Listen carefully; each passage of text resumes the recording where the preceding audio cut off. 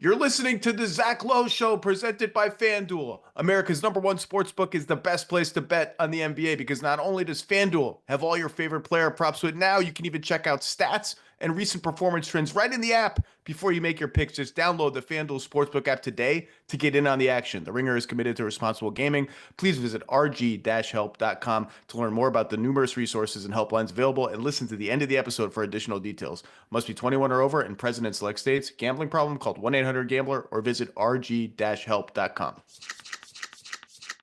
All right, coming up on the Zach Lowe Show, Kirk Goldsberry and I react to all the games from Wednesday night. We look ahead to Bucks, Pacers, Nuggets, Clippers, Pistons, Knicks. We hit everything. The physicality, Jimmy Butler's injury, Jalen Green's explosion, Jaylen Brown's explosion, and then Jon Krawczynski from The Athletic on the very strange Wolves-Lakers series. A super awesome deep dive. Hope you enjoy it.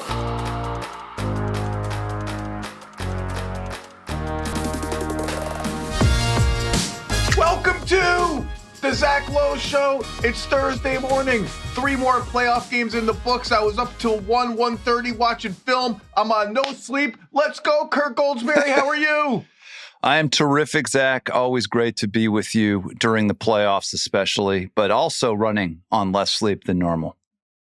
Sleep. Who needs it? Actually, I do. Okay, briefly, last night, here are the most important things that happened. We'll circle back. We'll circle back to all this stuff. Jaylen Brown, massive statement. I'm here. I'm healthy. I'm ready to explode for 42 minutes with Jason Tatum out, and massively important sign for the Celtics. Bloodied Kristaps Porzingis was a fun thing that happened. But my God, the physicality in these playoffs. But if you're going to bookmark 2 things that happened last night for the long term, one is Jaylen Brown announcing, I'm good. We're good. No Jason Tatum, no problem. Orlando's offense still stinks. Franz Wagner's jumper still busted. Hitch still present.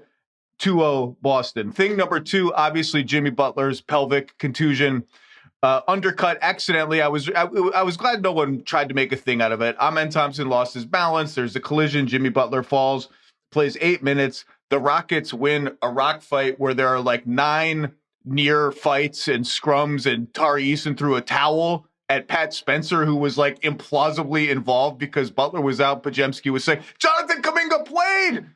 They ran out of guys, and Jonathan Kuminga actually got on the court. Steve Kerr looked on the bench like, is Bogut available? No? Kuminga, get in. And he stunk too, much to my chagrin as a Jonathan Kuminga fanboy. Rockets win, Butler prognosis, TBD. And then in the other game that probably nobody watched, Donovan Mitchell scored 10 points in 2 minutes to ice a frisky Heat Cavs game, which we will talk about. Those are the headlines from last night. 1-1 Warriors-Rockets of all those series is the fun one to watch. But let's briefly hit tonight's. It's 9:30 in the morning.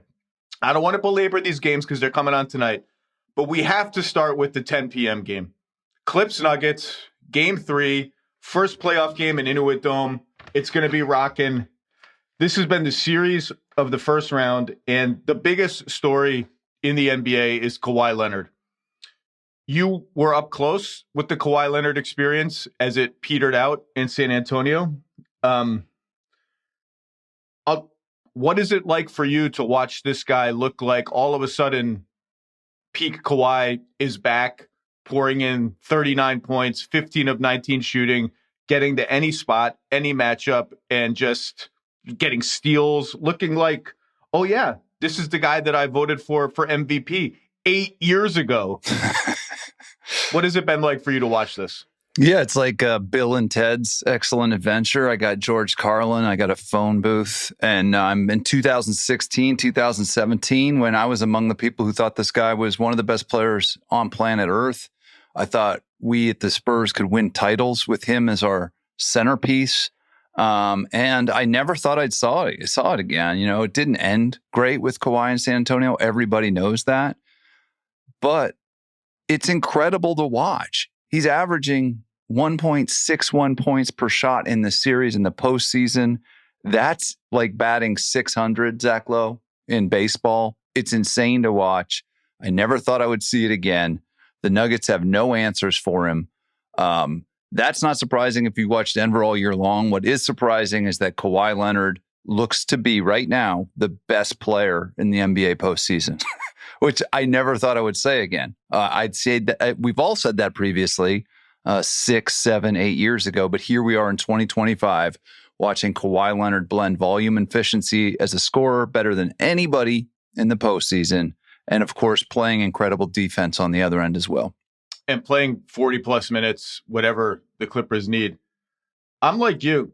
I never thought I would see it again. I gave up on it. Even as they finished the season roaring to a whatever record in their last 30 games, saying to the world, we can compete with anybody in the West, maybe even Oklahoma City, who we might see in the next round. And oh my God, the Thunder. Oof. Holy crap. Even as that was happening, my brain has just been so conditioned to Kawhi getting injured and bad things happening to the Clippers. And Kawhi has not finished a season healthy since the bubble 5 years ago. That's the last time he played in the Clippers' last game of the season. And so my brain just wouldn't let me consider that this was actually a tenable possibility. And knock on wood, it's only been 2 playoff games. And, we've seen him play 2, 3, 4, 6 playoff games, and then something bad happens. But this is unbelievable. I mean, this is a 2-time finals MVP, a 2-time defensive player of the year. You mentioned 6 points per shot, 29 ISOs in this series against the Nuggets, 1.375 points per possession. That is just bonkers. And it's like Aaron Gordon sometimes. If there's an adjustment I'm but I'm interested to see how Denver guards the when Kawhi brings Jamal Murray's guy into the 2-man action. They've been mostly defaulting to just, all right, we're going to switch. We don't want to get ourselves in rotation, and giving him the Jamal Murray matchup. And Jamal Murray's got no shot. I mean, Kawhi Leonard is like a tank running over him. And I'm watching these games thinking, man, do you not want to, I know you don't want to get in rotation, but it's like if Norm Powell's the screener, I know Norm Powell can flare out for threes, throw in some hedges, make Kawhi pass, make Kawhi think, make Norm Powell make plays in space or whoever it is. I'm interested to see that. But this is like, I mean, it's no secret that I love Kawhi as a basketball player. I was one of 8 people who voted him MVP in 2017, the year Russ won. He's played some of the best games I've ever seen in big stages, including Game 6 in Dallas in 2021, one of the best games I've ever seen anyone play for the Clippers. For any, that was for the Clippers, but for any team. And I said this with Bill the other day. I don't remember the last time I was so dead wrong about a team as I was about the Clippers. The Thunder are the franchise of the year in the NBA. If you win 68 games, that's what you are. The Clippers are the co-franchise of the year. For this team to lose Paul George, right, in a move that was clearly like, we just don't think this era is over. We don't know what's coming next, but this year is over. And win 50 games in the West, not the JV East. Like, yay, the Bulls won 37 games in the East. Okay, this is the real varsity NBA. And go toe-to-toe with the Nuggets and be the better team, I think, through 2 games. And I thought I took the under. I thought it was over. I'm like, without Paul George, it's going to be like Harden holding down the fort when Kawhi is inevitably injured. This feels just like a nice little cute placeholder until we figure out what the next iteration of the team is. And here they are. And they nailed every free agent signing. Derek Jones, Chris Dunn, on and on. Ty Lue is as good as it gets in the NBA. But it doesn't work at this level without this Kawhi. And I just never thought we'd see it again for a sustained period of time. He's been unbelievable. He's been great. He looks like Kobe. And I don't say that lightly. And when he was drafted, it was a lockout summer and they couldn't really work out with him. Remember when he couldn't shoot? Remember that coming out of San Diego State? He was the 15th pick in the draft. His ceiling is Bruce Bowen, ladies and gentlemen. That was not an uncommon scouting report when he landed in San Antonio. His ceiling is Bruce Bowen. The Spurs think they found the next corner 3-and-D guy. Well, Chip England deserves a lot of credit. Kawhi deserves more credit, but they couldn't work out together in the summer of 2011.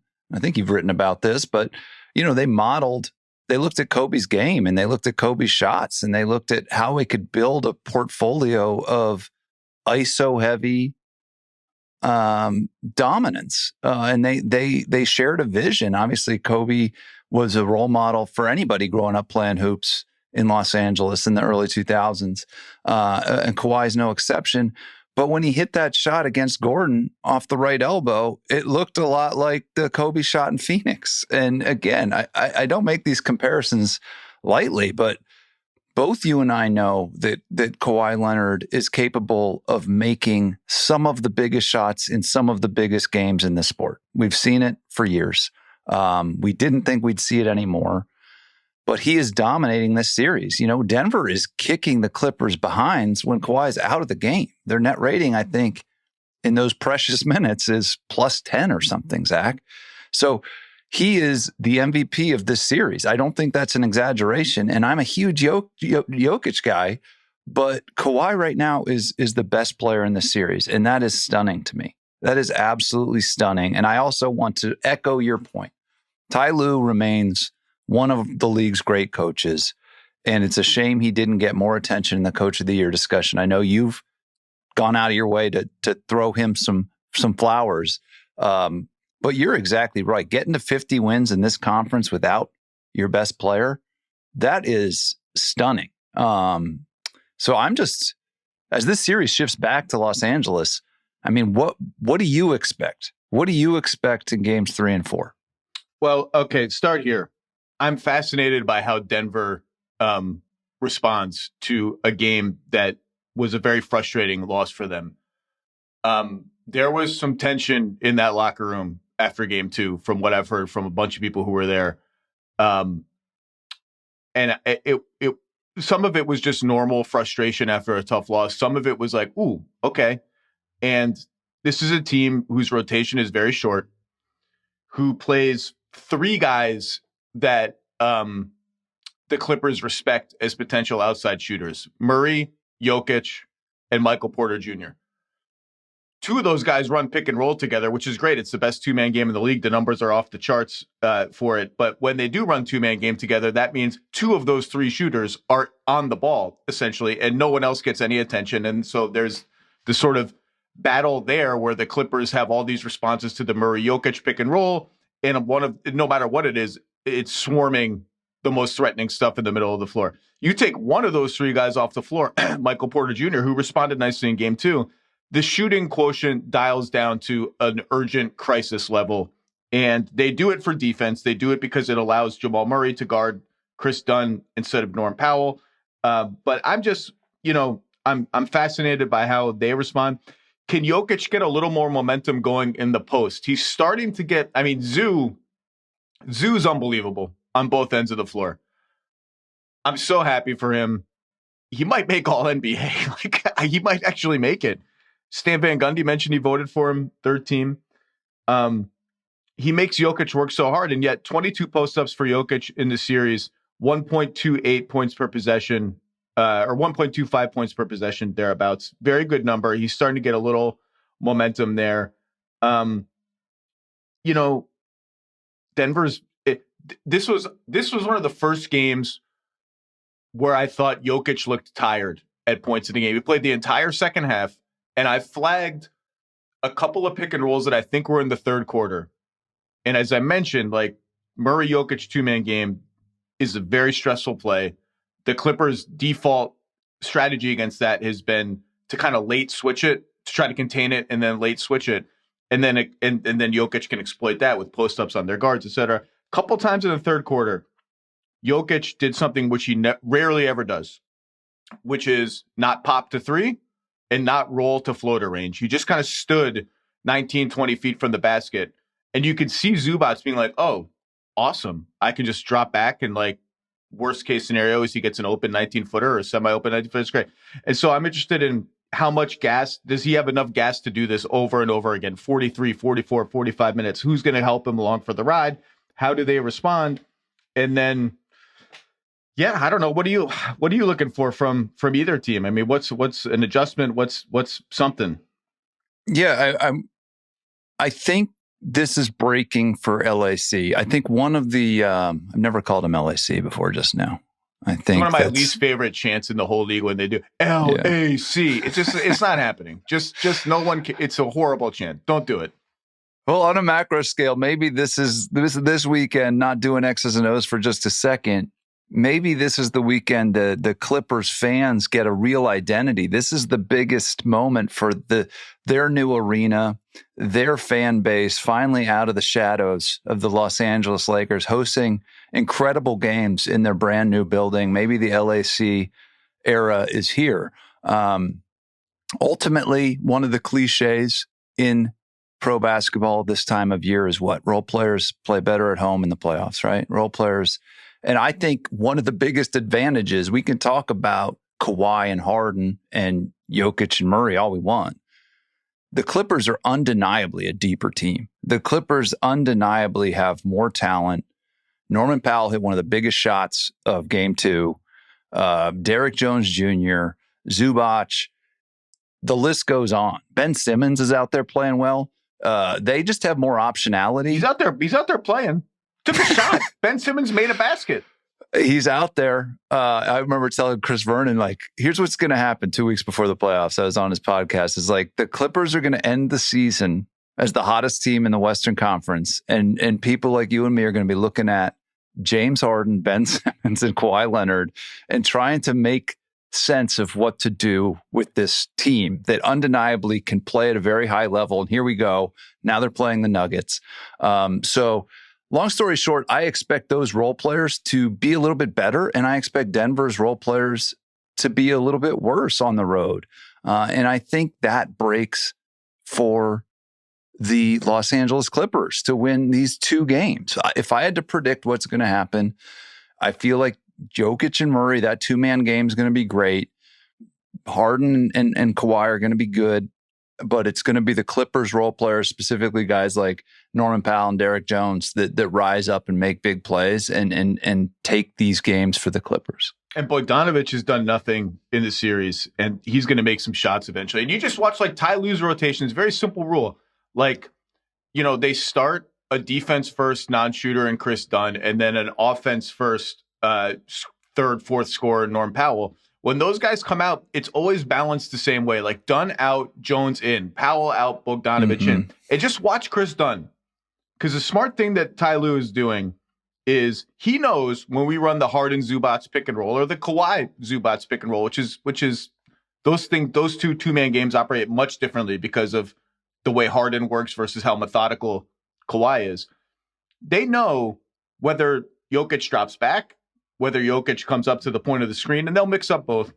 They're going to pull in off Chris Dunn, no matter where he is. And so they'll move him around. They'll put him on the weak side. That's the easiest read for Denver's defense because weak side, that's where the help's coming from. All of a sudden, he'll be on the strong side. And there were a couple times when Michael Porter Jr. had him on the strong side corner and didn't pull in because that's strong side. You're not supposed to help from there. But when it's Chris Dunn, you are. Then at the end of the game, they set staggered screens with Zoo and Chris Dunn as the other screener. So you're taking the help guy, putting him in the action. It's just like they're mixing it up and keeping Denver just off balance enough. I can't wait for this game. We're talking about all-time heavyweight players with Harden, Kawhi, Jokic. And, look, I admittedly am higher on this guy than almost anyone in the world outside of Calvin Booth, maybe. I watch these games, and I watch Russ and Peyton Watson getting almost all the bench minutes, 2 guys who are not going to get guarded on the perimeter. It's fine. We all know this. This is not to badmouth any of these guys. It's just what it is. And Jalen Pickett comes in, and they don't trust Jalen Pickett. He might play one stint, not a second. Julian Strawther's injury and inability to earn the coaching staff's trust on defense has been a big little subplot for the Nuggets because they really needed him to become a rotation player this year because of his shooting. And he just hasn't been able to earn the trust. The injuries haven't helped. And I wonder if they'll even dust him off a little bit. Forget Zeke Naji. That's over. I mean, they're playing DJ as a backup center in game 2. Yeah. I couldn't believe it. Okay. Any last thoughts on this game?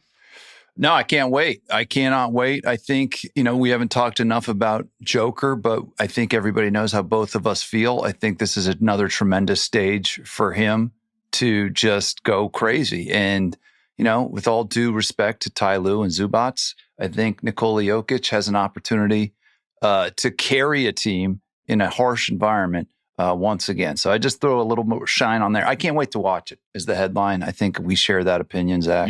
You know who we haven't talked about enough? because their series has been such a freaking massacre. The winner of this series gets the Oklahoma City Thunder, who are up 2-0. They've outscored the Grizzlies by 70 points in 2 games. The 118-99 game 2, 19-point win. That's a nail biter relative to game 1. Shit. The Grizzlies you know what the Grizzlies look like? They look like a team that has no identity because they fired their coach a week before the season ended, completely scrapped the offense that they had committed to with all the cutting and cool stuff. And now it's like Jaren Jackson Jr. is either going one-on-one against one of 19,000 elite Oklahoma City defenders or standing on the perimeter, spacing the floor for Zach Edey, doing nothing. Ja's just out there kind of having, they just look rudderless, completely rudderless. Small nitpick with what you just said. They fired coaches, which is different than what the Nuggets did. I think that's a big point. And when you prepare for the playoffs, it is like a war room where multiple coaches are studying film for multiple hours a day. And they decided not only to get rid of their head coach, but 2 or 3 of the supporting coaches. And I think when I watch them, I'm like, what? You guys have no game plan. There's no identity. They just need the season to be over. They have no identity. It's kind of, well, anyway. But Oklahoma City, I mean, they look like they got shot out of a cannon in this series. Like they've been saving their legs for months. Caruso, who's been load managed all season, looks like he just he just came back from a 6-month hiatus and he has no wear and tear on him at all. The ball denial, the getting over screens, it's just outrageous how good they are defensively. Look, I picked them to make the finals. Lots of people picked them to make the finals. Actually, not as many people picked them to make the finals as you would expect, but I did. Probably you did. Others did. It's tempting to watch these 2 games and be like, oh, are they going to go like 12-1 in the Western Conference playoffs? There's going to be, and SGA hasn't even shot well yet. Far from it. Right. They'll get stressed out at some point. It's not going to be this series. Maybe it's next series, but there's going to be a couple games where the half-court offense gets a little tight and a little wobbly, and they'll have to work their way out of it. But they look unbelievable, and we've been saying it all year. The Hartenstein-Chet combo loomed as one of the great wild cards of the season. Would it work? How would it work? I think it's been even more important for their offense than for their defense, although defensively it's monstrous. It just gives them another look to go to, some offensive rebounding, the Hartenstein floater, the Hartenstein short roll game. Those guys are plus 18 and 30 minutes together. Then they go 5 out with Chet and set all their guard screens or use Chet as a screener. And you can see the defense being like, oh my God, what are we supposed to do? They look so fresh, so fast, so goddamn nasty. And again, it's tempting to say, oh, they're just going to roll, and they might roll. This might be a 12-2 situation. I suspect there'll be a series where it's 1-1 or they have a couple bad games here and there. But I mean, the playoffs have a way of revealing who you are and revealing the true hierarchy of a conference. And I don't want to belabor Memphis because I talked about it already. Memphis has to be looking at this and saying, this is the measuring stick. We're so far from this that we don't even know where to go from here. That's how awesome Oklahoma City is looking. Everyone, including Boston, who I picked to win the title and will still pick to win the title, particularly Jaylen Brown looking like that, has to look at this team and say, okay, that's the level. Like, that's what we have to score 110 points against. That defense right there. Good luck. Yeah. No notes. I don't know how much you can learn from a series against said Grizzlies team, but one thing I think that's important, sort of building on what you said, is if we anticipate this Nuggets-Clippers series to go 6 or 7, you're getting a wounded older team in round 2. And I fully expect OKC to take care of business this weekend in Memphis and get another long period of rest and get ready for another beleaguered opponent to come in. Whoever wins this Clippers Nuggets series will probably be in a little bit rougher condition than the young Bucks from OKC. I love their depth, and that seems like a cliche, but what you just said, they have optionality. Depth gives you a few things. It gives you optionality with the lineups, but it also gives you fresher legs on defense later in the game throughout a series. Their ability to play 7, 8, 9 guys, 10 guys and not miss a beat. I think, in short, Zach Lowe, the Oklahoma City Thunder are built for war. And I can't wait for them to get to the next round, in part because I want to see them try to do it against a little bit better opponent. But I've seen nothing so far to dissuade me from the simple idea that they're going to win the Western Conference. Could you imagine if they sweep Memphis and Nuggets Clippers is like a 6 or 7 game just slugfest? What game 1 of that following series is going to feel like? The Thunder with like 8 days of rest just coming out growling. They're also just such a smart team. Just like a small example. This is one of my favorite things in the NBA. Nobody does this. Not enough people do this. Game 2. By the way, you know it's bad for the Grizzlies when my notes say things like, should they play Jay Huff? ? We've reached Huff the stage of the where's Jay Huff? A Huff stuff. So there was a post. They tried to post up Jaren Jackson in the first quarter. I think he had J-Dub on him. Not a mismatch. In fact, it's almost getting guarded by Jalen Williams in the post is almost like a misdemeanor assault, and I mean that in a good way. And Santi Aldama had the ball, and he was going to entry pass to Triple J. He picked up his dribble like 30 feet from the rim. SGA was on Santi Aldama. SGA saw that, and 9 times out of 10, the player in SGA's spot is just it's another game, whatever. He's guarding normally. He lets the guy throw the entry pass. SGA saw Santi Aldama pick up his dribble, took 3 strides back, and was like basically doubling Jaren Jackson Jr. from the front. It was just like, you're not going to throw the ball in. Go do something else. And the Grizzlies were like, oh, you're not just going to give us the rote entry pass. You're going to be this mean. And the whole possession just died. I love watching the Thunder. They're incredible. The Zach Lowe Show is brought to you by FanDuel. The NBA playoffs are finally here, and there's no better way to be a part of the action than with FanDuel, America's #1 sportsbook. After another competitive season, the top teams are ready to battle their way through the playoff bracket in hopes of taking home the championship. And if you think you know how it's all going to go down, well, put your money where your mouth is. Make those predictions pay off with FanDuel and NBA profit boosts. Simply make your bet, activate your boosts, and go for even bigger winnings. Don't just be a spectator this postseason. Head to FanDuel.com/low, LOWE, my last name, the name of this podcast, to download America's #1 sportsbook and make every moment more. Must be 21 or over in present and select states, or 18 and over in present and DC. Opt-in required. Bonus issued is not withdrawable. Profit boost tokens. Restrictions apply, including any token expiration and max wager amount. See terms at sportsbook.fanduel.com. Gambling problem? Call 1-800-GAMBLER or visit rg-help.com. Very quickly on the first game tonight, Knicks Pistons. Again, opening at 7 p.m. I don't want to get too far into it. This feels like a capital M moment in the Tom Thibodeau era of New York Knicks basketball. Like, are you actually this good of a team? Is the Cat trade actually going to pay dividends? Is this Hart, Bridges, Anunoby, Brunson, Cat thing? Again, gaps emerge, right? The Celtics are the measuring stick in the East. You're 1-1 against the Pistons. Young, hungry, physical, wildly untested, overmatched talent-wise, and you are 1-1 going into Detroit. Your offense in game 2 looked as if you had never seen the concept of centers guarding Josh Hart and wings guarding Karl Anthony Towns. Guess what? You've seen it since literally opening night of the season. That's how Boston guarded the Knicks. And they just sort of like, I guess all we have is Jalen Brunson doing stuff, and it wasn't enough.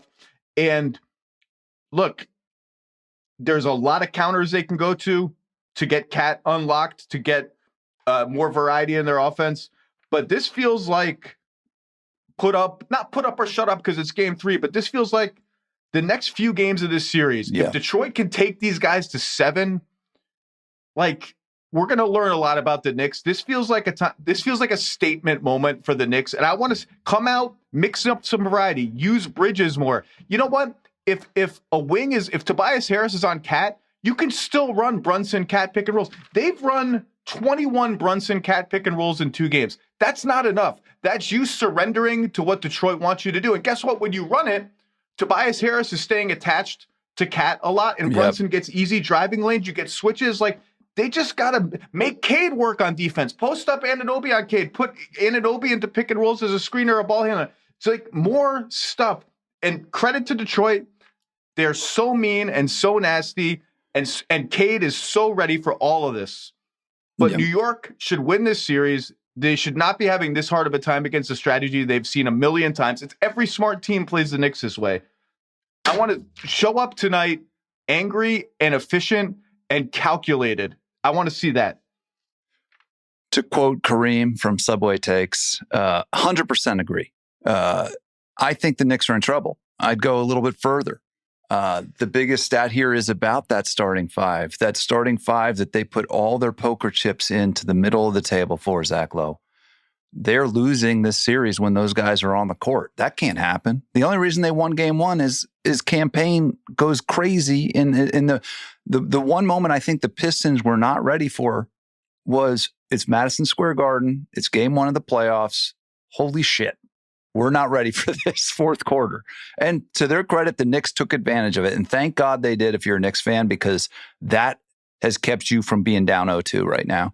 The other thing that caught my eye in this series was Beasley and Hardaway were awful in game two from 3-point range, and the Knicks still lost. We've talked a lot about Brunson and the ISO play and the foul baiting, but I keep coming back to something you just brought up. Where in the hell is Karl Anthony Towns? When you get Tobias Harris on you, dude, you're supposed to be the best big man of your generation, one of the best scoring bigs of your generation.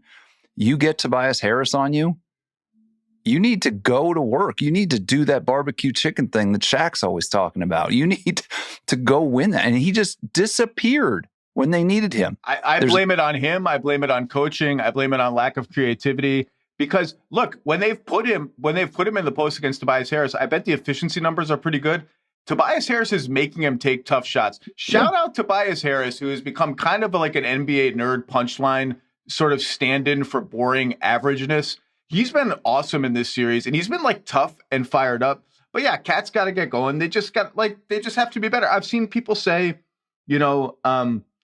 less Josh Hart, more Deuce McBride, so that they can't do this gambit of putting a center on somebody other than Cat. And clearly they don't want. They even took Paul Reed started on Cat, and then they're like, you know what, Paul Reed, we're doing the same thing with you. You guard Josh Hart. Like, that's a cool idea. I get the appeal of it.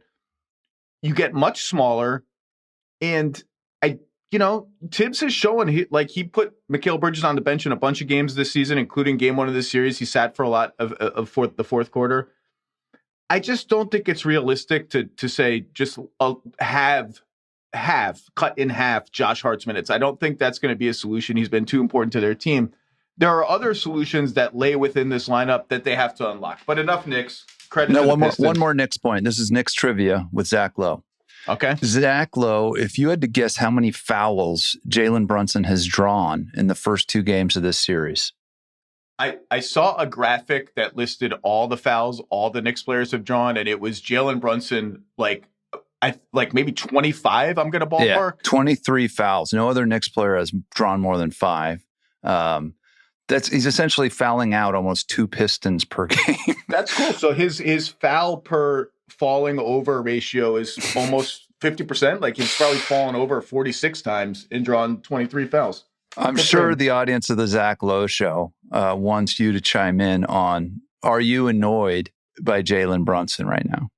I mean, it's just, I'm used to it, right? But I am annoyed. Like, he'll just get, what annoys me is just when there's nothing happening and he tries to make it look like something's happening. So they'll inbound the ball to him just out of a basket, like a baseline out of bounds. Inbound the ball. His guy will be like pressing him, just totally routine pressure, and he'll flop his head back.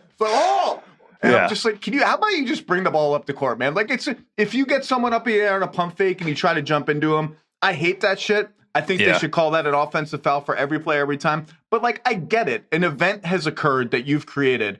When you've tried to create something from nothing, a non-event, that's what annoys me. Let me ask you this, though. On the general topic, now we're going to Warriors, Rockets, and Butler got hurt in all of this. That series is insanely physical. I mean, Draymond is in a semi-altercation every 5 minutes. Every game, the commentators are saying how physical this is and how this is nothing like regular season basketball. And my question to you, as someone who's worked in the league and probably had these discussions, is there such a thing? We all want like hard competition, more physicality, fewer free throws, fewer pauses to the game. Everyone enjoyed last year when the refereeing shifted midseason to allow more physicality on defense, even though the league was like, what? Nothing happened. What? We didn't tell anyone to do anything. No one did anything. There was no directive. Is there such a thing as too big of a difference between regular season basketball and playoff basketball? Because this is like football on television right now. Hallelujah. This was the top note I had for Rockets Warriors. I mean, it's very annoying when the regular season is a different sport than the postseason. You can say, it's rendered even more meaningless because the game it's like a different sport. It's like a different sport. So we just said Jalen Brunson has drawn 23 fouls in those 2 games, okay? Shout out to the Pistons defense. They're physical, no notes. How many fouls do you think Stephen Curry has drawn in these 2 pro wrestling matches in Houston? 6. I'm going to guess 6. Oh, my God. 6. Damn. And every trip down. The LeBron flex on that one. Yeah, you got it, buddy. What are we doing? Anybody who's watched Houston and Golden State has seen Curry been manhandled.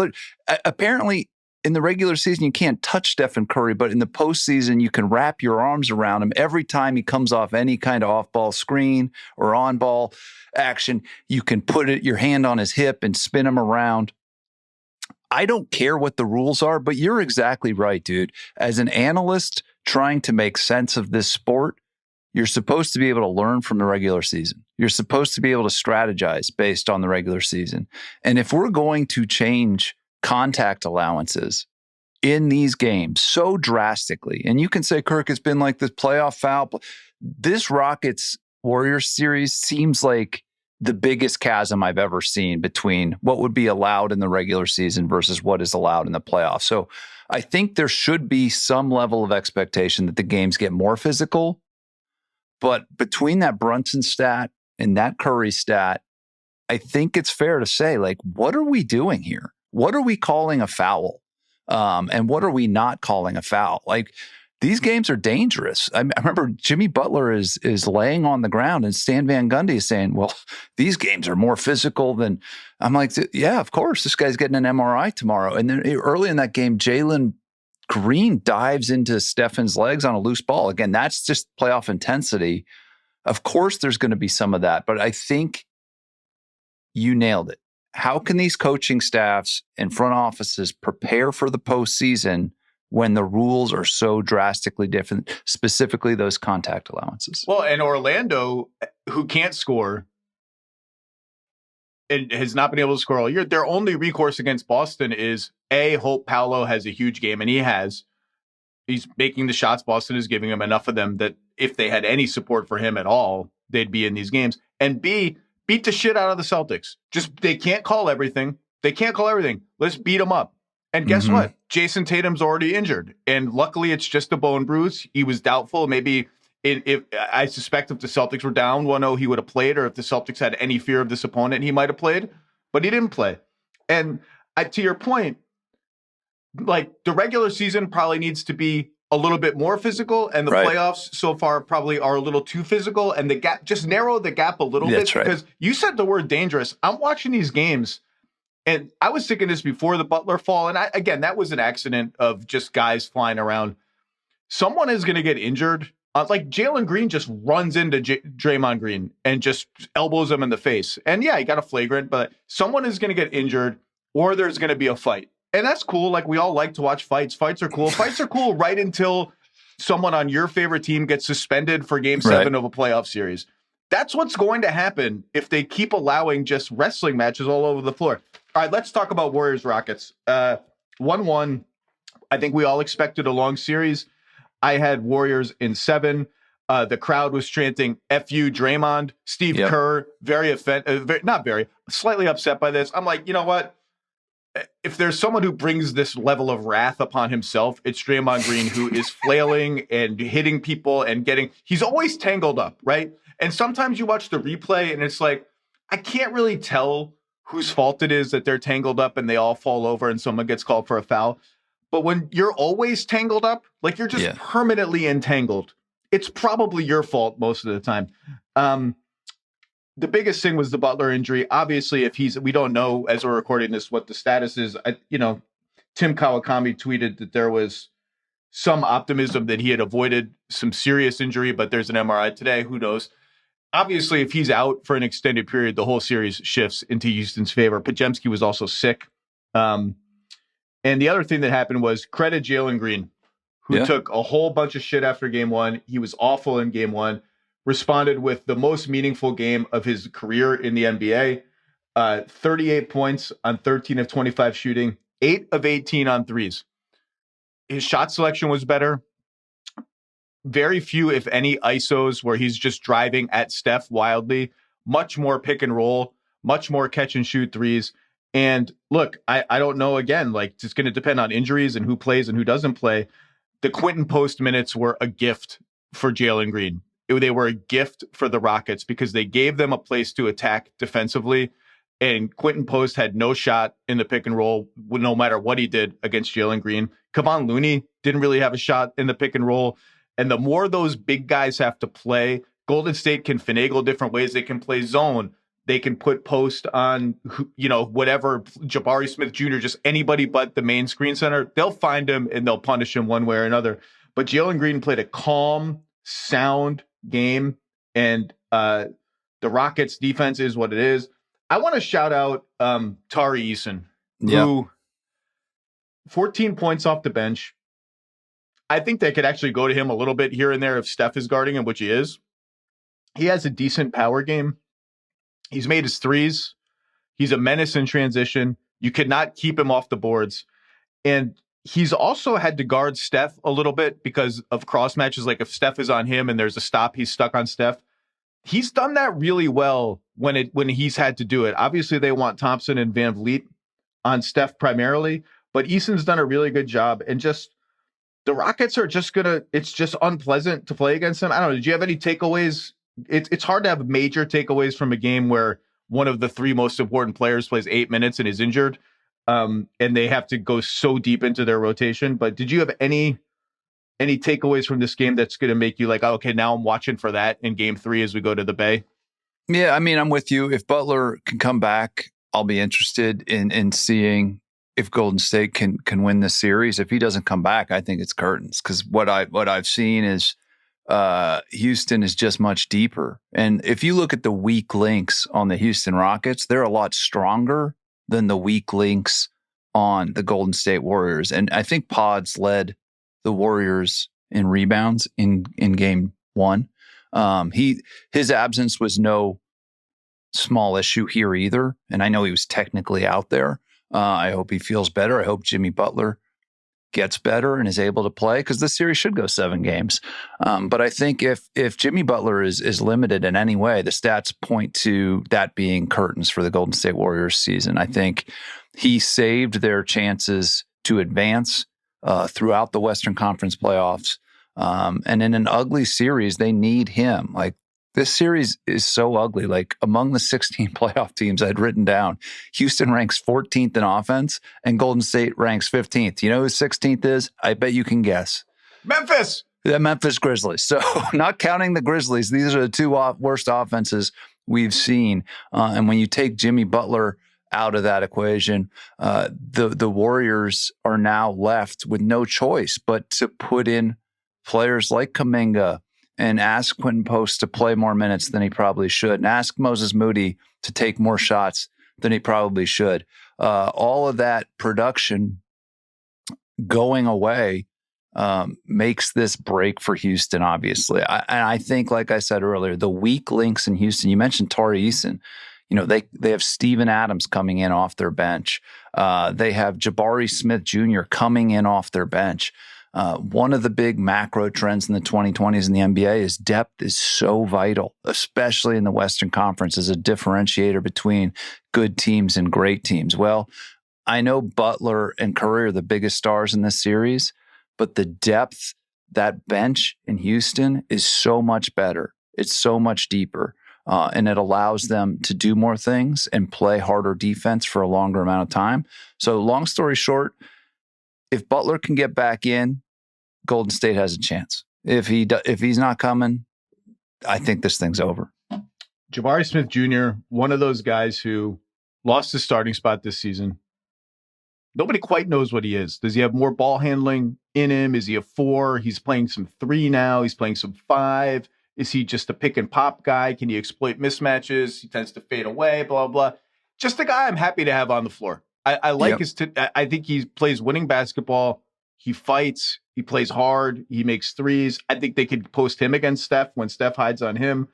A couple of quick things from this game. Jalen Green, 23 pick and rolls in game 2, up from 12 in game 1. In terms of what his role was, he shot 41% on catch and shoot threes this season, 31% on pull-ups. Like, redirecting any of his threes that way, which they did last night, is good. And obviously Steph is going to go at the big guys on Houston on the pick and roll, whether they're on Moody, whether they're stuck on Draymond, whatever. Interesting chess match going forward. Let's quickly go through the other series. Boston, Orlando, and Miami, Cleveland. Do you have any thoughts on... Let's start with Miami, Cleveland, because Miami made that a game and has actually scored pretty well against the Cavs through 2 games, almost 117 points per 100 possessions. Hero was sensational. And I thought Spo, I'd mentioned on Monday that too much hero isolation against Sam Merrill and guys, that this is not really his game. Not enough off-ball movement, flare screens, pick and roll screening, pick and roll ball handling. Total sea change. They had him moving all over the floor, doing all sorts of different things. He was great. They got it within 2 late in the game, and then Donovan Mitchell scored 10 points in 2 minutes and 10 seconds, if my math is right, on 2 crazy 2s and 2 awesome 3s. Put the game away. Cavs are scoring 133 points per 100 possessions. They're going to win the series. It's going to raise a lot of questions about Miami's future and, like, where is this team actually going? Honestly, the best thing that's happened to Miami is that by making the playoffs, they got their pick situation in much better order. So they will give their 2025 pick to Oklahoma City and their 2027 pick, top 14 protection, to Charlotte. Rolls over just 1 year. If they had not made the playoffs, they were facing a scenario where they give unprotected 26, unprotected 28. So they got that sorted out, and they have the Warriors pick this year. I don't know where they're going long term. They're not going to win this series, but talk about the Cavs. What have impressed you about the Cavs? The shooting numbers, the depth on offense. You said it about Donovan. I think that was a cool test last night. Without Donovan Mitchell, that team is in trouble. And that was going to be a very different story this morning. We might have led with that story if Miami did what I thought they might do there for a minute, which was Davion Mitchell turned into like Michael Jordan plus, Kyle Lowry, some mix of those two players for about 5 minutes. And Haywood Highsmith turning into Klay Thompson late in the game. I did not have that. Nikola Jovic turning into Nikola Jovic late in the game wasn't super helpful. No, he cost them the key moment of that comeback. I thought he had a blunder that might have cost them. But with Cleveland, their offense is their signature weapon, and specifically when it's the ability to create open shots on the edges. Last night, they were 22 of 45 from 3.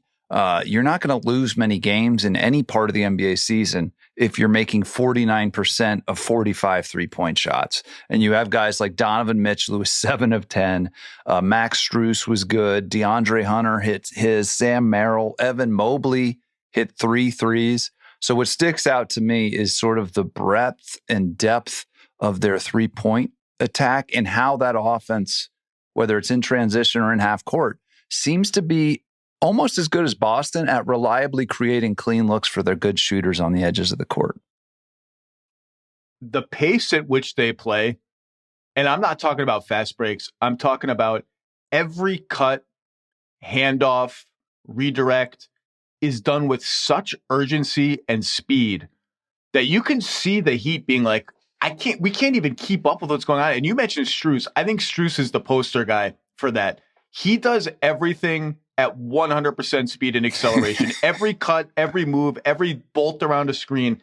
The passing is so fast that the ball is just ahead of the defense. They're playing so together, so connected, and the Heat just can't keep up. The one thing that I do think is interesting is Kenny Atkinson has showed this throughout the season.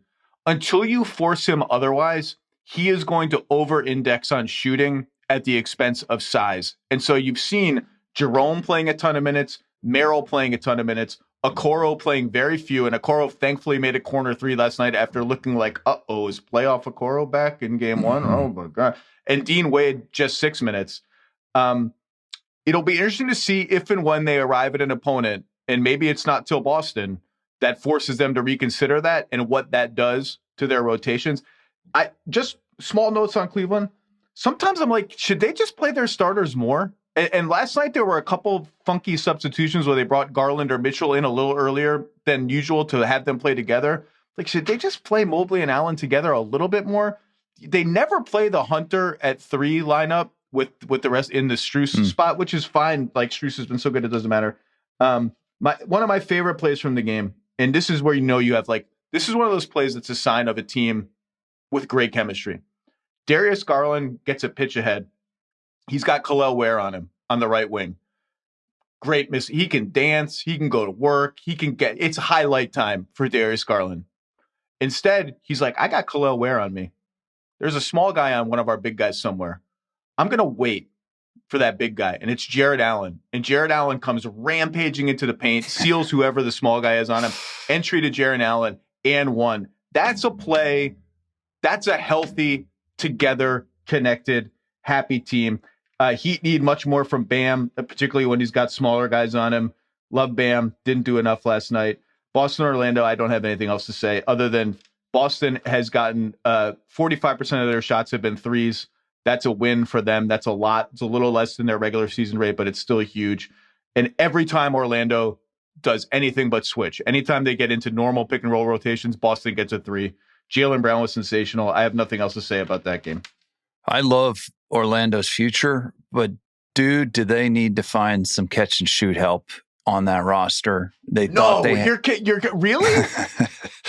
They thought is this segment from 2021?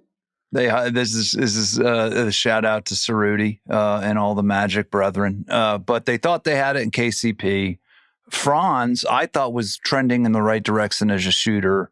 And they essentially are bringing a knife to a gunfight when it comes to this 3-point war they're having with the Celtics. They don't have enough firepower. I'm surprised they got to 100 points last night. But, dude, I like this team. I like the core. They don't have Suggs. That's one of their most important pieces on both ends of the court. Mo Wagner as well. Like, their rotation is limited. We didn't expect them to beat the Celtics with this rotation. I just think you can still learn from this series. And guys, we need to have some more shooting out there. We need to have some more reliable shooting out there if we're going to compete with the best of the East. And I would say they have the potential to be the best team in Florida for a long time. We just talked about the Heat. Southeast Division champions, baby. 41-41. Hang the banner. What I would say to Orlando is, like, you're in a new phase of team building. You need to learn from these games. And what do I learn? I think it was 1 of 15, 1 of 16, 2 of 15 from Franz and KCP, their supposed shooting in their starting group last night. So I don't know what's going to happen in the next 2 games. I saw our boss, Bill Simmons, was irate at the physicality coming from the Orlando Magic. He took to Twitter/X last night and accused the Orlando Magic of being like children in a bouncy house, flying around and torpedoing into his beloved Celtics players. I'll tell you this. I won't go in a bouncy house. I won't go in. If there's more than 2 people in a bouncy house, you might as well call an ambulance immediately. When I go to children's birthday, but first of all, I was at a children's birthday party once when there was a gust of wind and the entire bouncy house tipped over and there was like screaming children, screaming parents. Bouncy house. When we moved into the burbs, we have a decent sized backyard. I wanted a trampoline.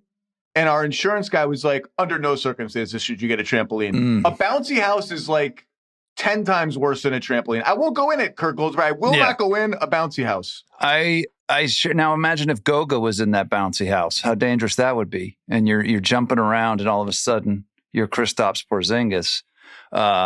the line of the night, was it Scalabrini on the Celtics broadcast? I want to give it credit. I'm sorry if I get this wrong. Maybe it was the play-by-play guy, but somebody, when Porzingis is there bleeding from his forehead, somebody said the unicorn has lost his horn. And it was just perfect because it was right there where the unicorn horn should have been. But you just hope the Celtics come out of this in one piece. We want the full title defense. And you already said it, we lost Tatum for a little bit here.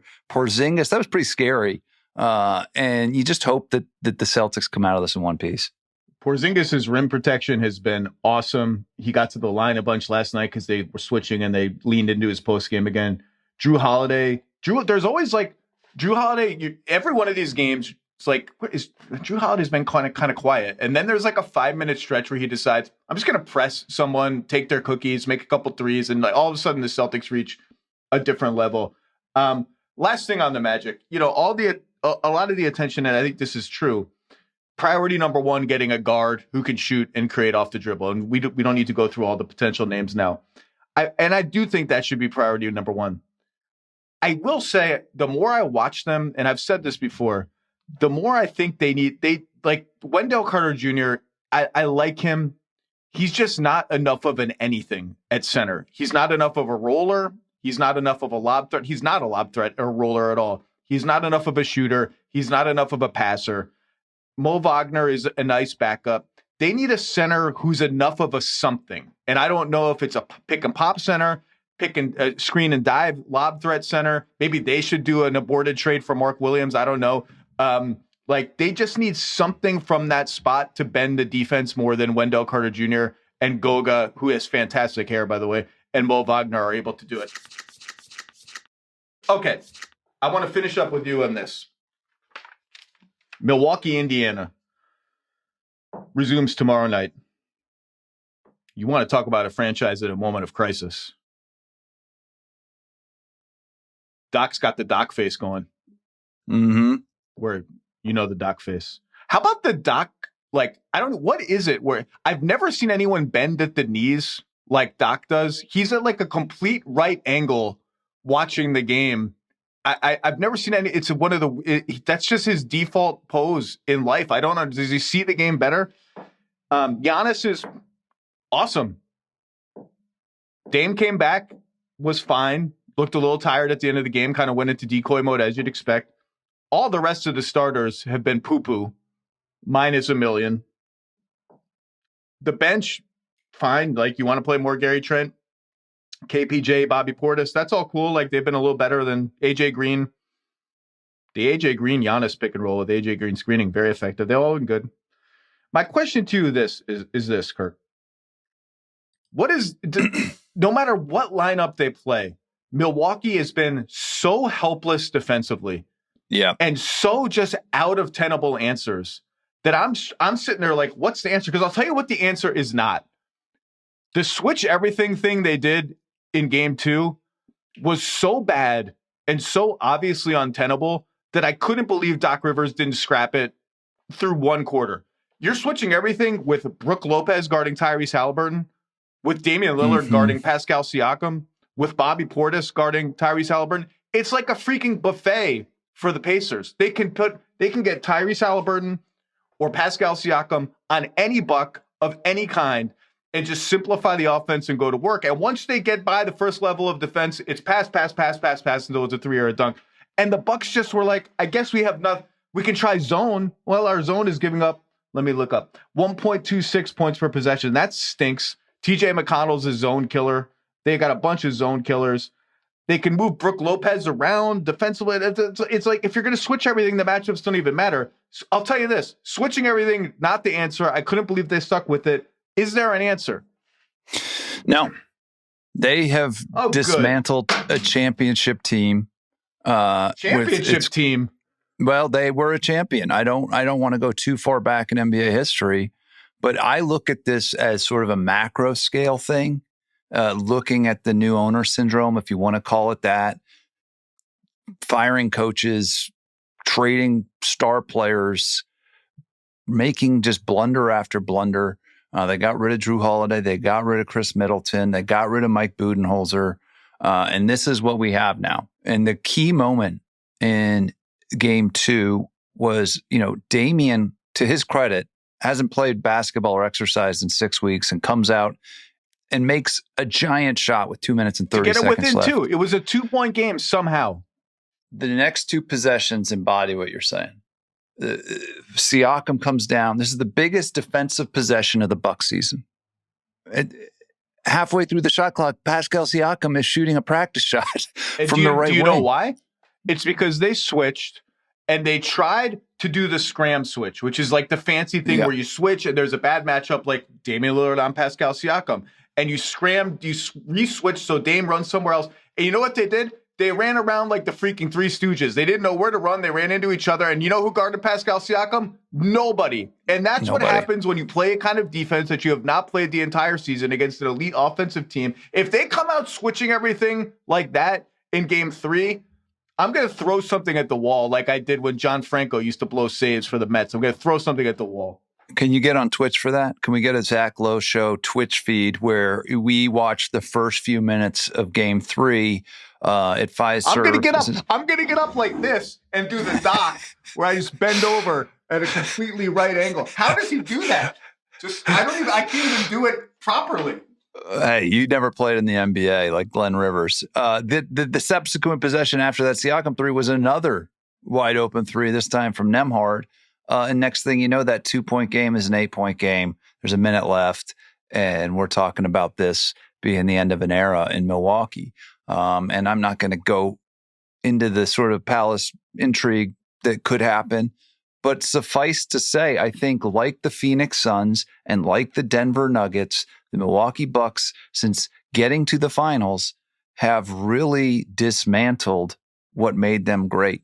And thrown it away with a series of transactions and decisions that are now have you on the verge of losing a first-round series to the Indiana Pacers. You know who got really sad listening to that?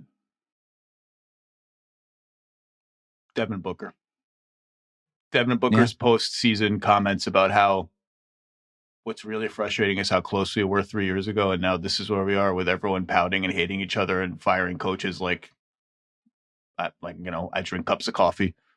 Sad times. You know what I say? I always say, and everybody, I'm sorry if I talk about the Spurs too much, but one of the things you learn there is they were relevant for 20 years and they made the finals 6 times.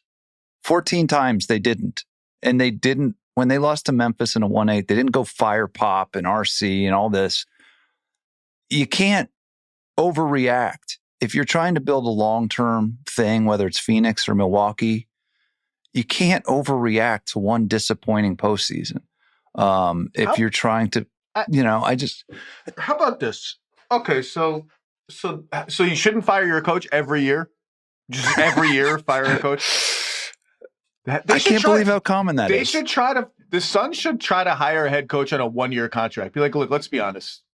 Will you sign a 1-year deal? Because you see how this goes.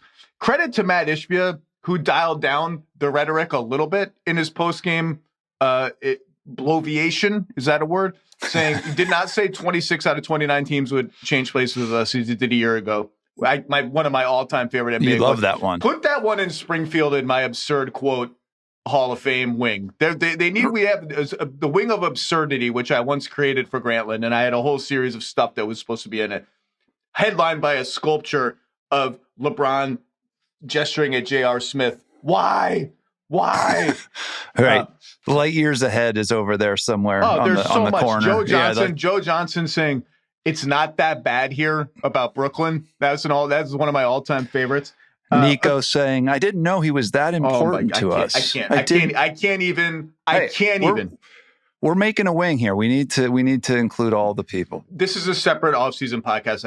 I can feel it coming. Where was I going with this? Oh, Ishbia. And then he can't help himself. He's going to say, we're going to win championships here. And I said it with an S. How about you just go singular? The franchise has 0 championships. You didn't even make the fucking play-in tournament. How about you just go P at the end?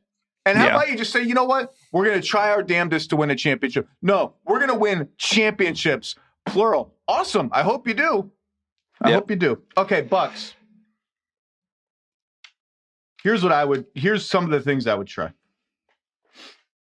Why are we panicking about Miles Turner pick and pop 3-pointers? He's a very good shooter. He's a good shooting center. I don't think he wants to take 12 in a game. So no matter who's on him, whether it's Brook Lopez, or if I move Brook Lopez to Siakam, or Nesmith, rather, which they've done, whoever it is, drop back, contain Tyrese Halliburton on the pick and roll, force him to kick it back to Miles Turner, and try to get out there and contest. I'm not going to send a third guy flying at Miles Turner and unlock the Pacers passing game, which is exactly what they want. I'm at least going to mix this in. I'm going to mix in, hey, take a contested pick and pop 3. Or what, are you going to hand it off over here to Andrew Nembhard? Cool. Like, do that instead. Like, I don't care. I'm not putting myself in rotation. I'm going under on Andrew Nembhard picks. I'm not going over. I'm going under. And I'm just not going to get myself in rotation so readily. I'm definitely not going to switch everything all the time. Sure, mix it in here or there, mix in his own here or there. And, we'll see. They can play around with, again, who Lopez guards. But those are just a couple of throw in a trap every once in a while. You got to mix up your defenses, because if you play the same defense over and over against Indiana, no matter what it is, and especially if it's switching, they're going to roast you. I don't even care who Milwaukee plays. Like, none of these dudes off the bench is any kind of like silver bullet. Gary Trent Jr., he's guarding Halliburton. He's got no shot on Halliburton. He's a good defensive player, fine. On the ball against Tyrese Halliburton, it's just barbecue chicken. So I don't know what the solution is, but it's not what they did. And it's a big, big moment for the Bucks, obviously. Any parting thoughts on Bucks Pacers? I love watching the Pacers, by the way. That's where I was going to go. I think the Pacers deserve more credit than we've given them, not only this year, but last year. Let's not forget they went pretty far last year. I think that team still has a great identity as sort of a fast-paced, smart offense that can spread the floor and score it and play really fast. I think they put your defense in tough positions. I think they deserve credit for creating those kinds of open threes and mismatches that are exposing this Bucks defense. Tyrese Halliburton, I kind of left him for dead middle of the season. Nope. He's good. He's come back strong. He was on my All-NBA team. I can't believe he was a must for me. I don't know if he's going to make it, but he was a must for me. So I love watching that team. I think Rick Carlisle deserves a little more credit and conversation than he gets as building this group up. But, I think if they come out of the series, I think it's a really intriguing matchup with the Cleveland Cavaliers. So I think that the Pacers deserve credit for being one of the more unique, more powerful offenses in the league, and getting through and potentially exposing this Bucks team for being as mediocre as it currently looks. The Bucks have not had any stretch this year in which they sustainably were like a very good team. They had stretches where they were a good team, but there was never a stretch you could point to saying, oh, if they just bottle that 10-game stretch, that's a team that can win 2 playoff rounds. It's never happened. That's why I picked the Pacers in this series. Dame, no Dame, whatever. We'll see, though. Like, if Dame comes back and gets his wind, it's a different story. To wit, Giannis as ball screener has only set 26 picks through 2 games. That's probably not enough because it's their best offense. 1.3 points per possession directly out of those plays. So when Giannis or the ball handler shoots or one pass away, 1.5 points per possession total. More Dame Giannis pick and roll. Couple other notes on this one. Indiana has 16 turnovers in 2 games. I think Milwaukee was dead last at forcing turnovers in the regular season. That's partly their personnel. They're old and slow. It's partly the way Doc likes to play. Indiana is just going to get a shot every possession. That's an 8% turnover rate. That's basically nothing. And just keep an eye on how they guard Giannis post-ups. They're hard doubling Giannis in the posts.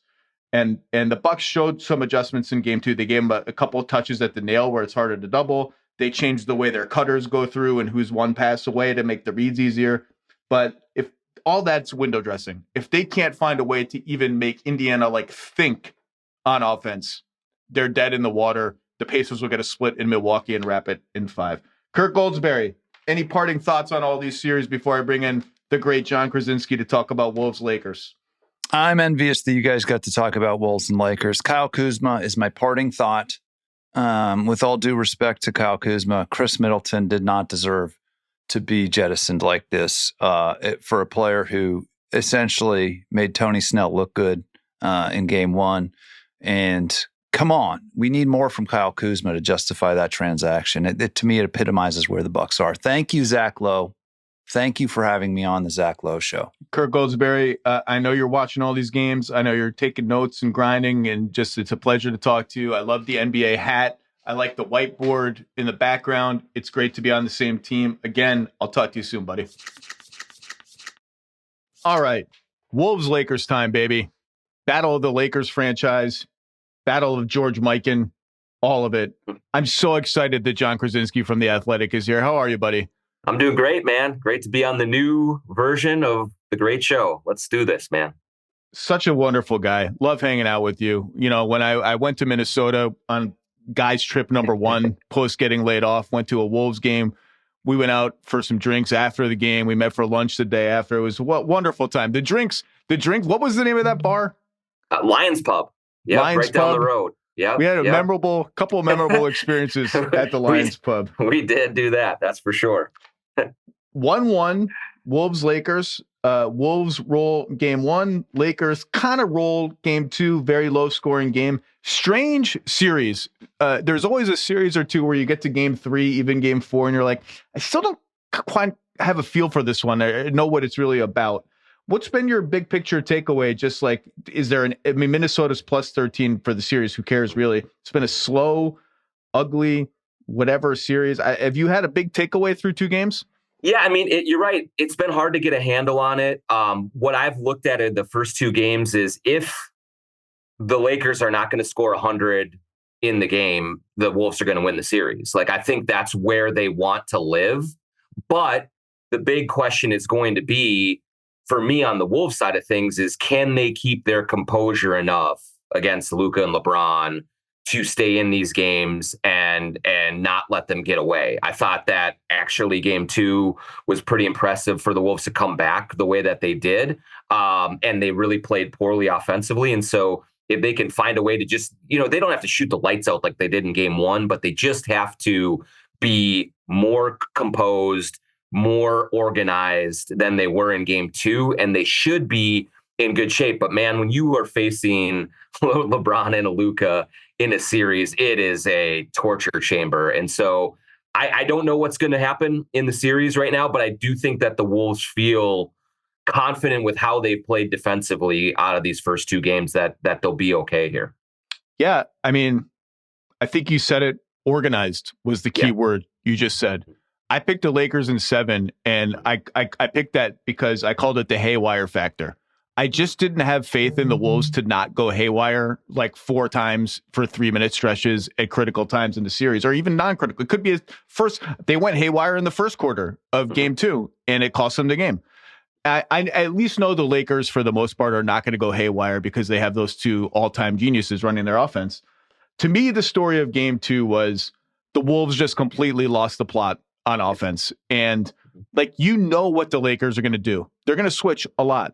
You can get pretty much any matchup you want. Now, I thought the Lakers were smarter in game 2 about not switching all the time. And if they saw, there was a Randall Alexander Walker pick and roll, and the goal was to get, I think, Gabe Vincent switched on to Randall. Alexander Walker slipped the screen, and the Lakers were like, we're not actually going to switch this one. We're going to read this correctly and not give you the mismatch. Thought their help was a little better. Whatever. You know what the bread and butter is going to be. And instead of going at Luka and instead of going at Austin Reeves, there was Randall attacking Hachimura, Randall attacking LeBron. And he got a lot of stuff out of that. Jaden McDaniels going 1-on-1 against Austin Reeves. That's the right guy to go at, wrong guy to do it. Just too much of letting Luka off the hook, letting Reeves off the hook, not thinking, just thoughtless basketball, which very much surprised me because in game 1, they played the opposite. Did you talk to anyone about that? Why did that happen? Yeah, it was a big conversation point after the game. I thought Anthony Edwards had a very interesting answer about it. He said that he felt what he was seeing in front of him was the Lakers going to almost a pseudo zone where, he would see things right in front of him and then they would shift into a little bit of a zone. And what we have seen from the Timberwolves this season is zone defense is death. We saw it in the Milwaukee game. They gave up a 24-point lead in the fourth quarter because the Bucks went zone. Can we stop and talk about that game? Please. It was a disaster of epic proportions. If people have not seen that game, and it's a random regular season game, could have been extremely costly to Minnesota. They're lucky it was not. They were down by Milwaukee was down by 24 points, I think, in the fourth quarter. In the fourth quarter, 10 minutes to go. And went to his zone. And the entire league, everybody in the Western Conference in Minnesota's bracket, everyone in the Western Conference players should have seen that game and put zone in their scouting report, because this is not an exaggeration, John. I have never seen a team play worse against the zone in the NBA than the. If you and I were on the court, we could not have done worse. They were just like throwing the ball to the other. It was like were you at that game? That was a road game.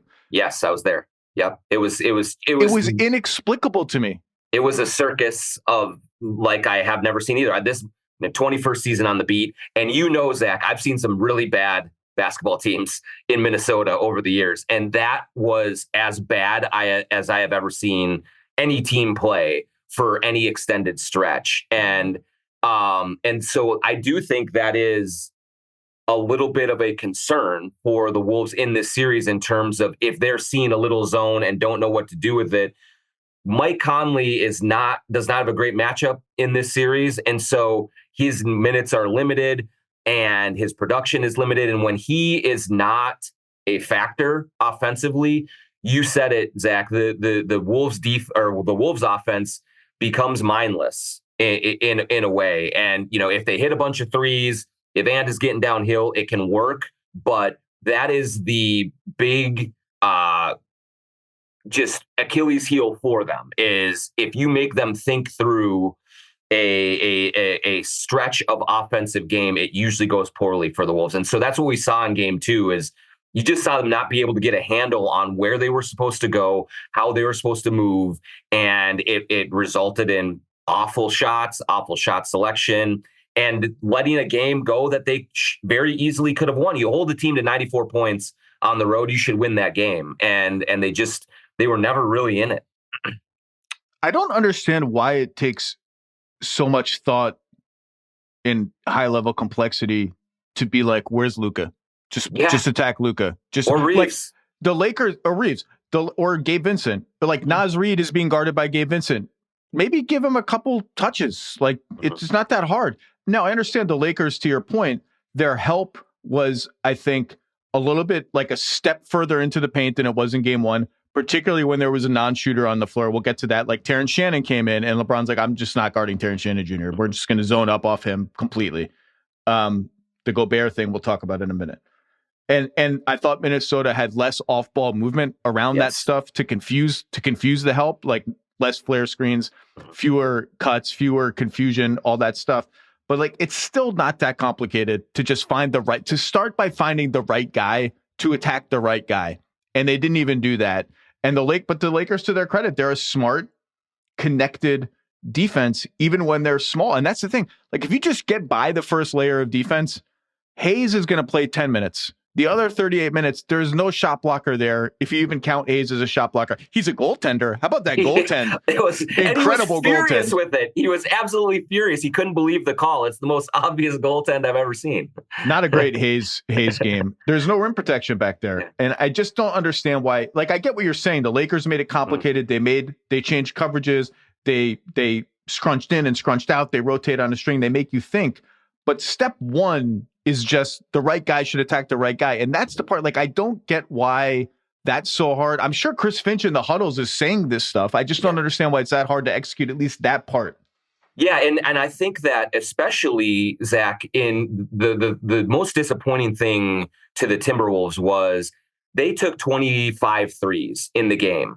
Now, they didn't shoot well at the start, but what they needed to do was move the ball a little bit and keep shooting threes like they do. They're one of the best three-point shooting teams in the entire league. And so to go away from that, it looked like they all just wanted to attack to the middle of the zone and do something that was beyond their capabilities. And so I think they got into a mental game of, okay, we have to take this control back some other way, when they just make the easy play. And they just did not do that over and over again. Passed up 3-pointers, passed up the easy matchups that were out there. and made it harder on themselves. And that's why they were just, what they shoot. Yeah. 38%, 20% from three. It was grueling to watch. I'm going to read you some numbers. You ready? Please lay it to me. Second spectrum tracking numbers. This is Luka pick and rolls with Gobert as the guy guarding the screener. Let's go. Okay. Because Gobert is getting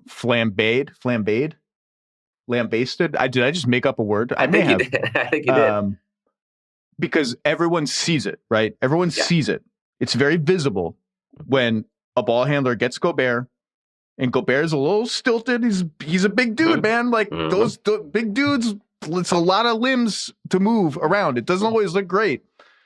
And, you get roasted on a crossover, commit a foul, step back three. Like, it's very visible. It's very obvious. And so it's the talking point after game 2. Oh, 4-time defensive player of the year.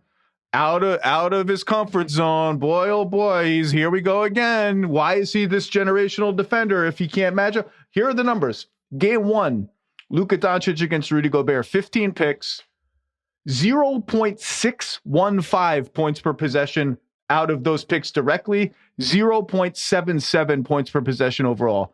Is that good? No, that's horrible. No, that's not good, is it? Game 2, 23 picks, 0.56 points per possession directly out of them. That doesn't sound good.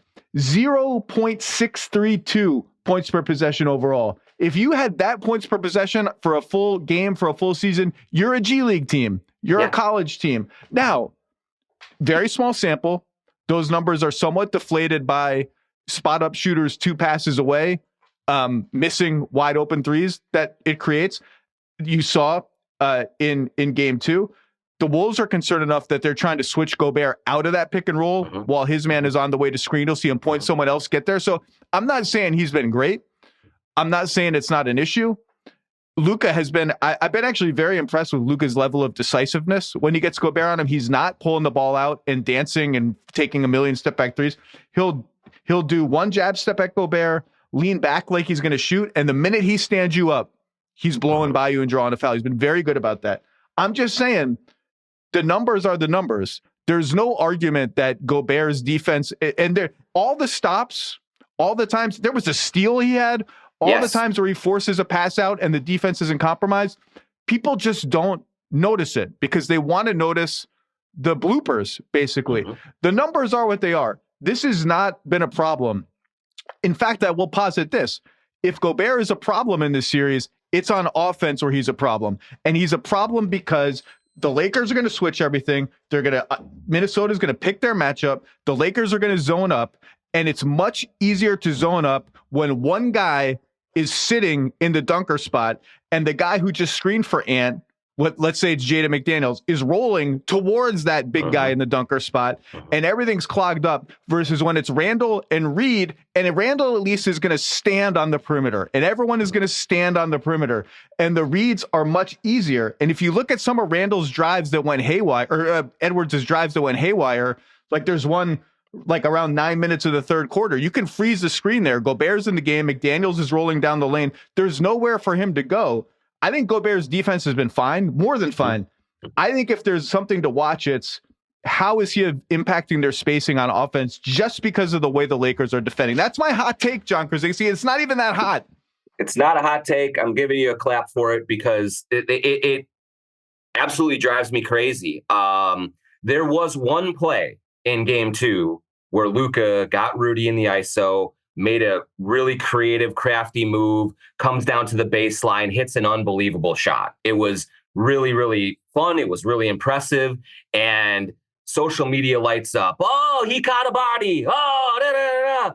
But he was 1 for 4 against Rudy in that game. And I honestly thought, Zach, that in the fourth quarter, in the second half, one of the reasons that the Wolves were able to cut into that lead is because Luka did seem kind of hell-bent on, I'm going to embarrass this dude. Like, I'm going to put him in one-on-one. I'm going to cross him over. I'm going to step back. I'm going to go by him. And I am going to put this guy on the SportsCenter top 10. And it really kind of bogged down the Laker offense for a little while. And so I do think that Rudy has done a really good job in that matchup. And for anyone to say otherwise because Luka gets him once or twice, I mean, that's just disingenuous. It's ridiculous.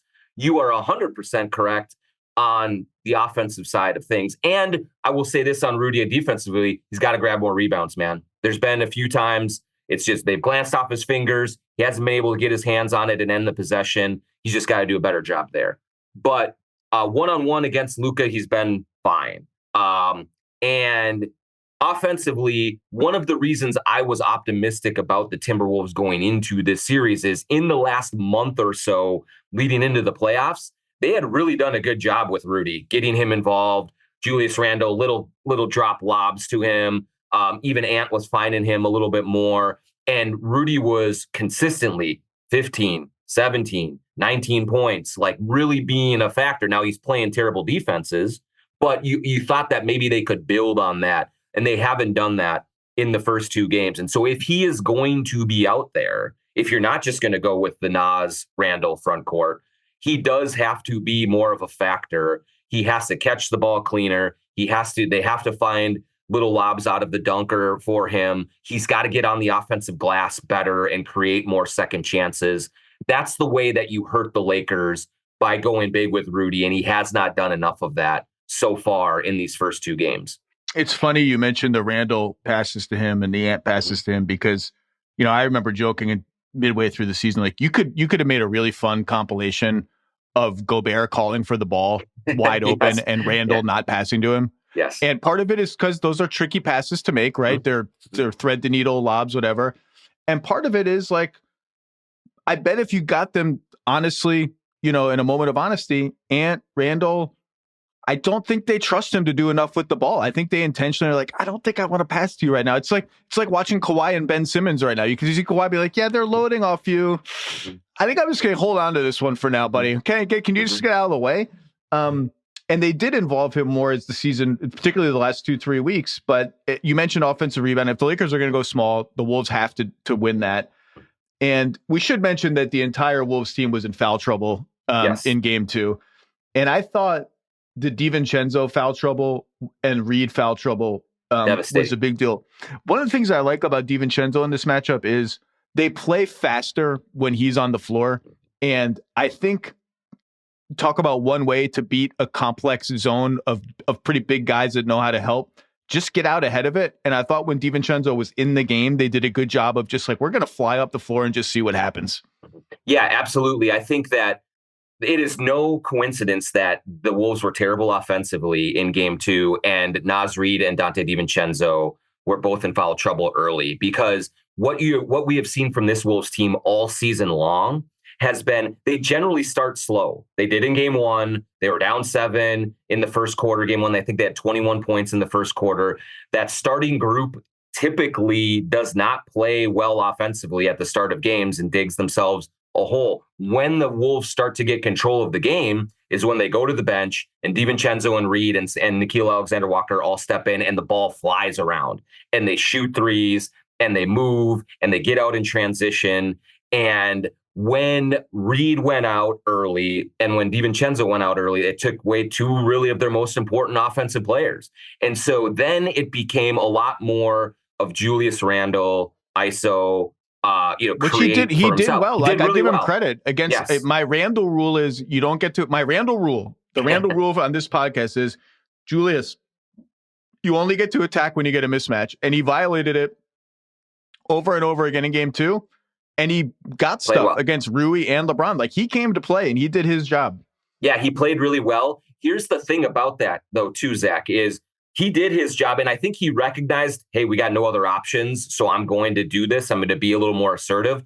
But when we have seen the Wolves at their worst is when it's Ant heavy ISO, it's Julius heavy ISO, and everyone stops and just watches. And when they are at their best is when the ball is moving, when it's drive and kick. And there was just a lot less of that because it was Randall going to work. And so it did sort of work for them because they shaved a 22-point deficit down to 9 in the fourth quarter. But it also was really, it's hard to sustain that level of offense and really get yourself on any, extended run when you're kind of going about it that way. So I think if I'm the Lakers, I want to invite that style of offense from the Timberwolves. And if I'm the Wolves, I want to avoid that. So game 3 will be important to reestablish some kind of flow, some kind of ball movement, drive and kick, and get open threes and let them fly. And that's just what was not happening in game 2. In part, because I will say this, Zach, Luka and LeBron were both just so much more active with their feet defensively.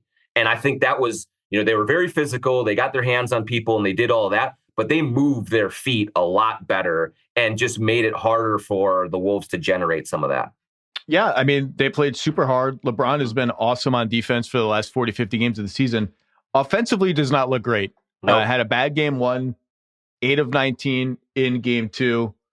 Hasn't been able to find a bully ball groove. I think they should hunt Conley more than they have. Like when Conley's on the floor, they're not going at him enough. I expect that to change a little bit. But if LeBron doesn't play better, like Reeves missed great shots in game 2. All 6 of his threes he missed, they were all good shots for them. Maybe 5 of them were good shots. I don't worry about Reeves. He's going to give you what he gives you as the third guy. If LeBron doesn't play better, I think Minnesota's in good shape in this series. But I honestly, I have no clue what's coming next to this. I have no feel for this series at all. It's been a very strange, 2 games. You mentioned, I just think if I'm the Wolves, I want to speed the series up. I want to run. Yeah. And there was one play where they got to stop. I can't remember when it was. And DiVincenzo just flew up the floor and hit it ahead to Ant. And Ant attacked. I think Randall was in the post and Ant just dribbled around. They tried to front Randall and Ant immediately was just I'm going around you. I'm going around both of you, and laid the ball up and in. And it was just before the defense could get set. And DiVincenzo made the play and Ant continued to play. How about that Ant dunk, by the way, on Jackson Hayes? That was that was a leap out of your chair dunk. Unbelievable. 2 hands and got fouled, didn't get called. But the force that he put, I've seen every Ant dunk that in his career, and he has had some unbelievable one. That's right up near the top. It was in traffic. It was against a big. It was 2 hands right on his head. What are the best ones? There's the John Collins one.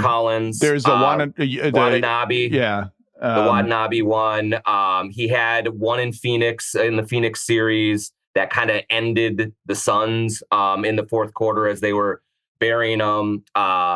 He's had, and he just had one towards the end of the season. Was it Utah or Brooklyn? I can't remember, but just coming out of nowhere and throwing down as much as he does. Yeah. So he scrapes his knuckles on the ceiling. He can, and he throws it down. What did he say? What did he get fined for? What did he say? He was talking to a fan, and the fan was chirping at Rudy. And Rudy and Ant said, Rudy got 200 million. And Rudy said, no, actually I have 300 million. He said, Rudy has 300 million and I have a bigger blank than you, and grabbed his crotch as he walked away. So the first part was fine. The second part, probably don't need to be doing that. You know what? Yeah, there are children. Won't someone think of the children? I sound like Reverend Lovejoy's wife on The Simpsons. Won't someone please think of the children? However, one of my minus something that obviously crosses a line, right? Minus something that's we all know where those lines are. If a fan in the first 3 rows is just relentlessly going at you and making it personal, I think you should have carte blanche up to those lines to fire back at them. It's I have a corollary to that. I call it the Steven Jackson rule. In the 2012 Western Conference Finals, Steven Jackson made a corner 3. He was playing for the Spurs. And he made it right in front of the Thunder bench. And he turned around and he yapped to the Thunder bench. And he got teed up for it. And he did it because they were all telling him, you can't shoot, it's a brick, whatever. You should have carte blanche to be able to talk to the other bench. I don't care what you say. So if these fans are going, I don't know. Anthony, has he been fined $1 million combined this year? How many are we up to? $380,000, Zach. $380,000. He doesn't care. No, he cares not at all. I do think what the league is trying to do is say, Ant, man, you are the next guy. LeBron and Steph and KD are only going to be here for a little longer. We need you to be right up there with Tatum, right up there with Luka, right up there with a few of the other guys to take the mantle. And so This was, I think, more of a kind of a career achievement award fine than like for this specific thing here. And so I think that's was the crackdown. But I agree with you, Zach. Like, was I offended by that? No, I wasn't. I've seen and heard way worse than that. But I think this is the league trying to make a statement and rein him in. Hey, at least it's a career achievement fine and not like I have no empathy for the guys who yap at the refs all the time. Correct. Like Luka, for instance. Like Luka, when he got ejected from that game, who was that? In Oklahoma City, right? Yeah. Was that in Oklahoma City? Yep. When that was ridiculous because he was talking to a fan and not the ref. The ref is obviously going to think you're talking to him because you talk to him all the time. Draymond getting quote unfavorable treatment from the role. First of all, he doesn't because Draymond cannot possibly get ejected from. He could clothesline someone and not get ejected. He could hit someone with a DDT and not get ejected from. I guess not. I guess he did get suspended for hitting people last year, but you know what I mean. Yeah. Just like Ja Morant getting fined for the gestures. Like, that's you brought that one on yourself. Okay, big picture. Last question. I'm most curious about this game 3, maybe of all series other than Nuggets Clippers tonight. And part of the reason is the series feels like a black box to me still. But I mean, it's easy to get into the weeds and we've gotten into the weeds. Like there's a path to the conference finals here for these teams. They're in the better side of the bracket. The winner will get either the Rockets, who are untested, or the Warriors, and we'll see what the Jimmy Butler's MRI shows, but it's not like they're an unbeatable juggernaut despite their record with Butler and Curry. And Minnesota is kind of this funky team where they made this huge Towns trade before the season. They kind of have an up and down, and they're like 3 games over 500, 60 games into the season. They finished super strong and barely get out of the play-in. Like the Warriors do them a favor by dropping a couple games to get out of the play-in. And they don't feel like a contender because of the up and down nature of their season, because of the trade, because they're the 6th seed. But they're a pretty goddamn good team. And there's a pathway for them to get it together and get pretty far in the playoffs, to get as far as they did last year. Like, the stakes are big in these games coming up in Minnesota.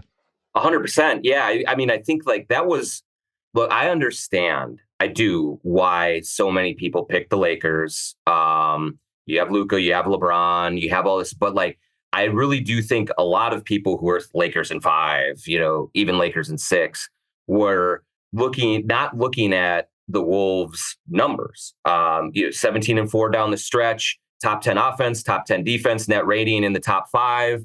Like all of that stuff tells you that there is talent here if it's harnessed and plays the right way. My concern right now for them, Zach, is they typically have not been the greatest team at home. Like you think, they split on the road. You go home, Target Center is going to be on fire. And believe me, Target Center is going to be ridiculous on Friday night. Like it's going to be, people thought crypto was loud. Nah, wait until you get there for the Lakers. It's going to be insane. But they were last year after the Phoenix series, they were 1-5 at home in the playoffs. They have had some of their ugliest performances at home this season, losing to the Wizards, losing to a few other teams at home. So they have to figure out something to get playing better there. But if they do, it's right there for them. They're deeper than the Lakers. They have the ability to win this series, and not only this series, but next series as well. So all of it is right there for them, but they have to get out of their own way to do that. And that's going to be the key: composure, execution, organization. If they do that, they have the pieces to make this big run. But we kind of have to see it happen first before you really believe that, this is actually happening. They're also facing a legit, very good team with incredible top end talent who made some good adjustments in game 2, who ran a little bit more of their sort of pet sets where the 3 stars cooperate and screen for each other. And they got some good openings that way. LeBron got a 3, LeBron got a long 2, Finney-Smith got a back cut that led somewhere, all through them cooperating with each other, simultaneous action on the ball, off the ball, lean into that more. But yeah, it's a big, high stakes, very strange series. I'm excited for game 3. Jon Krawczynski of The Athletic, Jon Krawczynski Show, his podcast. I've said it before. There's no better beat writer in the NBA than you. It's an honor to have you on. It's great to see you. Who knows? Maybe in 6 weeks we'll be back at the Lions. The Lions what? Lions Pub. The Lions Pub. Anytime, man. I'm just happy you're back. The league is better with you back here, Zach. And I'll buy next time we go to the Lions Pub. So come on in. Oh, that's a good invitation. Jon Krawczynski, everybody. Thank you, sir. All right, that's it for today. Enjoy the games over the weekend. We'll be back first thing in the morning Monday to recap what promises to be another crazy NBA weekend full of high-stakes games. Thanks for listening to the Zach Lowe Show. Must be 21 and over and present in select states. For Kansas, in affiliation with Kansas Star Casino, or 18 and over and present in D.C. Gambling problem? Call 1-800-GAMBLER or visit FanDuel.com/RG. Call 1-888-789-7777 or visit ccpg.org/chat in Connecticut or visit mdgamblinghelp.org in Maryland. Hope is here. Visit gamblinghelplinema.org or call 800-327-5050 for 24/7 sport in Massachusetts, or call 1-877-8-HOPE-NY or text HOPE-NY in New York.